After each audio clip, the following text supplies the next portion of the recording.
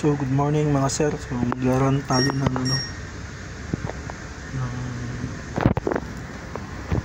update sa software update sa G2E Globe XDIS.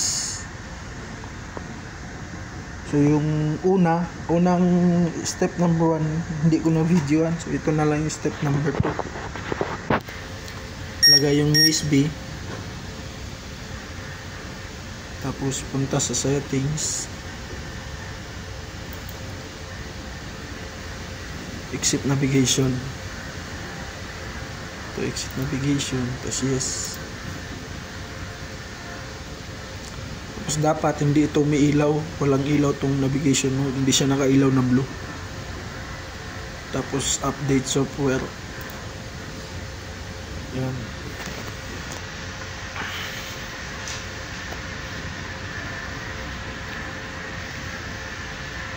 So hintayin lang natin siya mag 100. Nang lalabas yung file dyan. Yung file pala dyan, marireceive nyo yung galing sa provider. Meron silang ibibigay na link. Meron ding password. So yung link na yun, ida-download nyo. Maliit lang, 9 MB lang, mahigit 10 MB lang max. Tapos i-extract nyo yung number 1, DigiCert. Pangalawa, commissioning tool. Ito na yung pangalawa, commissioning tool. Yan, commissioning tool. Then install. Yes. Hintayin nyo lang siya magganyan.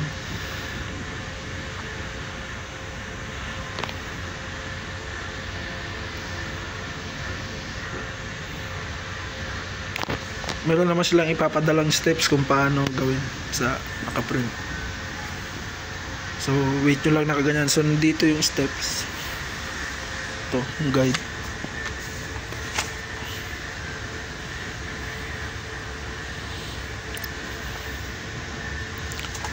Yung guide makukuha nyo sa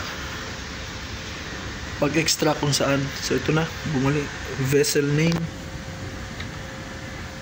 Omicron.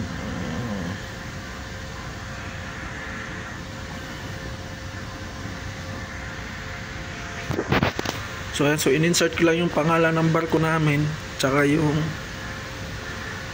IMO number hinihingi niya. So hintayin lang natin siya magganyan.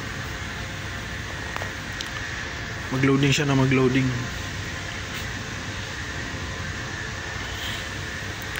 Meron pa to yung step 3, yung part 3 na ida-download yung diagnostic tool. Ito commissioning tool.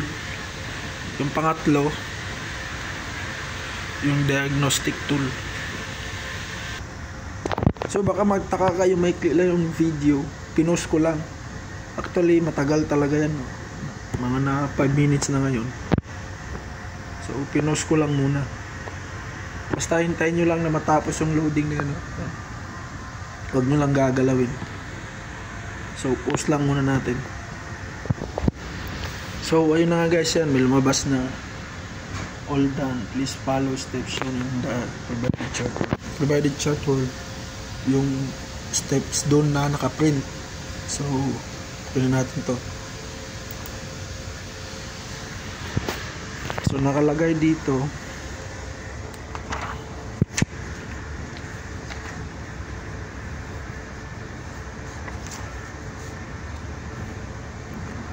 na finish yan. Yan yung lumabas doon.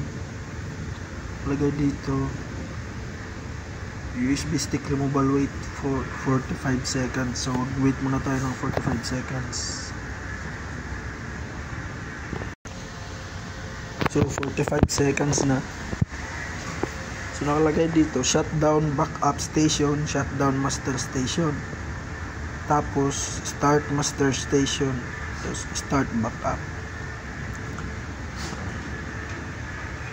So unang i-shutdown yung backup. So i-remove ko muna yung USB. So ito yung backup namin, yung backup. So shutdown backup.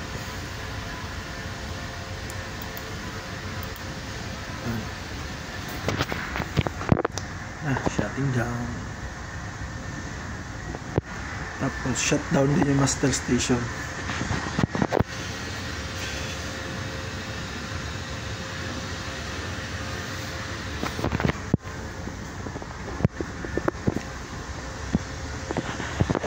down na rin natin dito. Ito yung master natin. Yan.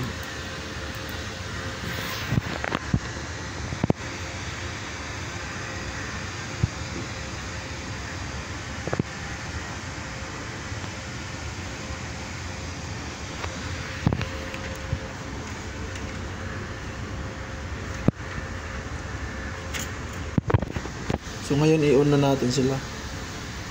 Una kong na-on yung master like this. Tapos lang lang yung backup.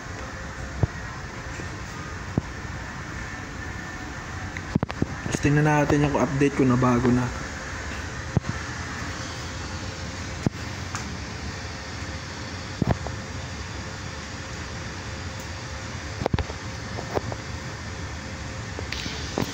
So pag naka-on na,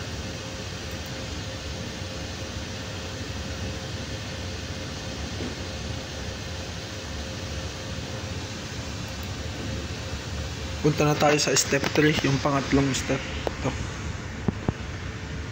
Ito na ito. Run the tool iGlobe diagnostic data. So yung ano nandun sa computer, i-save ko muna.